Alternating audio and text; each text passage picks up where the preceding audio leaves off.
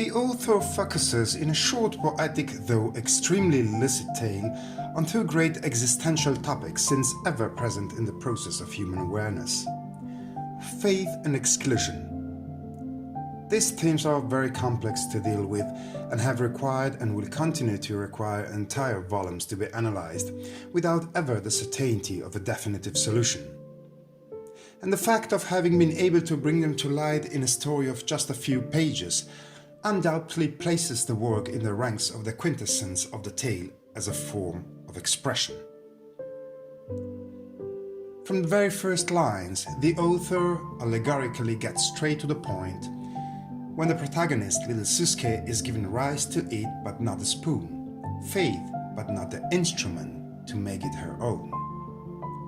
And just as quickly, she hints at her need to face exclusion through her wish of including in normality her walks with her father to the Armenian cemetery, the ending point of a circle of excluded and persecuted ones, with a clear reference to the Armenian genocide of 1915-16. From these first two allegories, the consequent considerations that will lead to the inevitable path of search arise. Are we excluded because we are different, black as in the example of the protagonist, or are we different because we are excluded? In other words, is diversity and the consequent exclusion part of us and must be seen and dealt with as an inevitable burden, or is it an interpretation that is arbitrarily placed on us by others? Whatever the perspective may be, we clearly get to the notion that an unsatisfactory condition can trigger the search. A problem that, by instance, the protagonist's sister does not face since she feels perfectly integrated and whose usage of faith might seem to be simply an integral element of normal and free of doubt existence. And it is precisely in this context that the author exposes in a brief night talk between the two sisters the eternal confrontation between reason and faith, a conversation that encloses in a wonderfully concise and effective way the elements of the contradictory nature of faith, questioning its logic without polemical tones.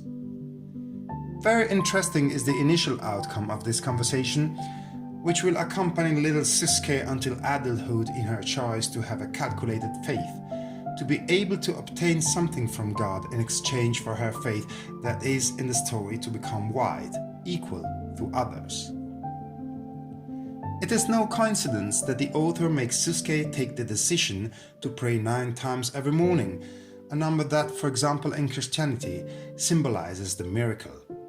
This search for miracles through faith also brings to mind Louis Bunel's Simon of the Desert, whose protagonist lives as the Syrian Christian monk Simeon Stylites the Elder on a pillar, applying sacrifice and renunciation and dispensing miracles to the believers who, once obtained, vanish without thanks.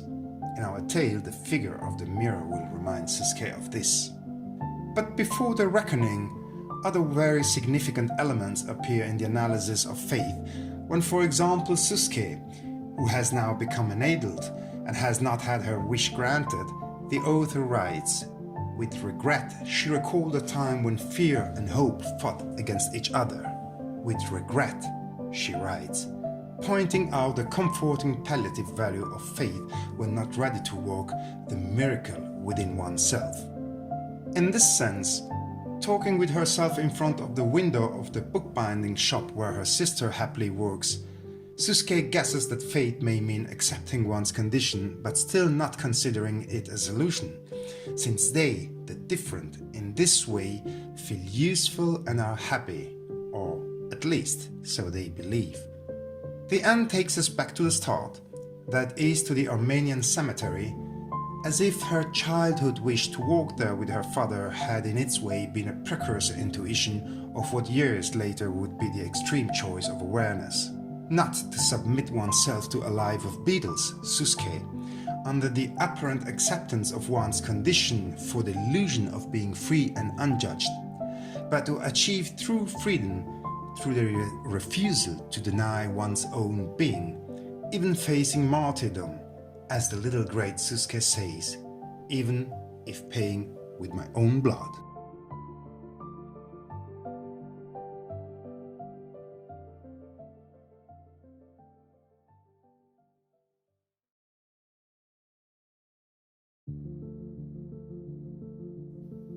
Her mother emptied the last spoonful of rice onto her plate. The only sound was that of plates and cutlery, and of people eating.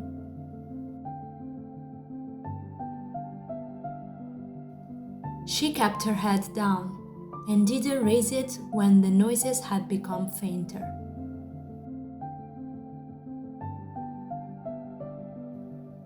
When her gaze met her mother's eyes, she was a little surprised when asked, "Why aren't you eating?" Her sister glanced at her. "She doesn't have a spoon." "Why didn't you tell me right away?" her mother asked, laughing. She neither smiled nor said a word. She just didn't feel hungry anymore.